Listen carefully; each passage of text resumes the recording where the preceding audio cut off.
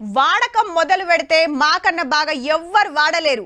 ఏదైనా మేము దిగనంత వరకే. వన్స్ మేము అడుగు పెడితే హిస్టరీ రిపీట్. మీరు బస్సు రాకుంటే ఆటోల కార్లలో పోతారేమో, కానీ మేము బస్సు వచ్చేదాకా ఏటింగ్ చేస్తాం. ఎలాగోలా ఊరికి పోవాలనుకుంటే ఎలాగైనా పోవచ్చు, కానీ మేము ఆర్టీసీ బస్సులలో మాత్రమే పోవాలనుకుంటున్నాం. చూడప్ప సిద్ధప్ప, మొగోళ్ళు టికెట్లు తీసుకుంటారు, మేము తీసుకోం, అంతే తేడా. ముచ్చట అర్థమయ్యే ఉంటది. హౌ ఫ్రీ బస్ గురించే. ఏ వల్వయ్యా, మా ఆడోళ్ళ వల్ల ఆర్టీసీ లాస్ అవుతుందన్నారు. మేము ఎక్కువ ఎక్కుతున్నందుకే బస్సుకు లాభాలు బగ్గొస్తున్నాయి. హౌ 5 నెలలకు 1263 కోట్లు వచ్చినాయి. మళ్ళా హగో మీకు ఫ్రీ టికెట్లేనాయే, పైసలు ఏడికెళ్ళిస్తిరి అంటారా?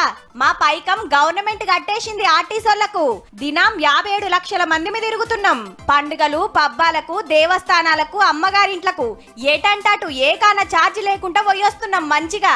ఈ స్కీమ్ పెట్టిన కాంచి 83 కోట్ల మంది ప్రయాణాలు చేస్తే 2800 కోట్ల రూపాయల బిల్లులైనాయి. అంటే నెలకు 311 కోట్ల రూపాయలు మా మీదకెళ్లే వస్తున్నాయి ఆర్టీసోళ్లకు. అప్పట్లా బస్ కిరాయిలకు భయపడి పల్లె వెలుగు ఆర్డినరీ బస్ ఎక్కేది. ఇప్పుడు ఎక్స్ప్రెస్లు మెట్రోలు బాగా చెప్తెక్కుతున్నాం. తిరుగుడు ఎక్కువైంది కాబట్టి బస్సులు సూత పెంచుతాంది గవర్నమెంట్. కరీంనగర్ లా 35 దిగినాయి. అన్ని సూత ఛార్జింగ్ బస్సులే. ఇవ్వే కాదు, ఇంకో 2400 రాబోతున్నాయి రాష్ట్రమంతటికి. మొత్తం బ్యాటరీ తోటి నడిచేటియే. ఒక్క పారి ఛార్జింగ్ పెడితే 325 కిలోమీటర్లు ఉరుకుతాయి. అట్లనే కొత్తగా 10 డిపోలు సుత కడతారట.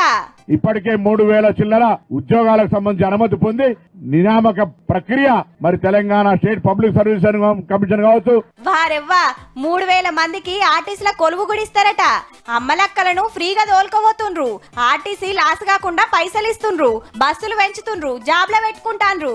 ఆగమైన ఆర్టీసీని మళ్ళా ఓ రేవుకు తెచ్చే కార్యం అన్నట్టు. గిదేం చూసిండ్రు?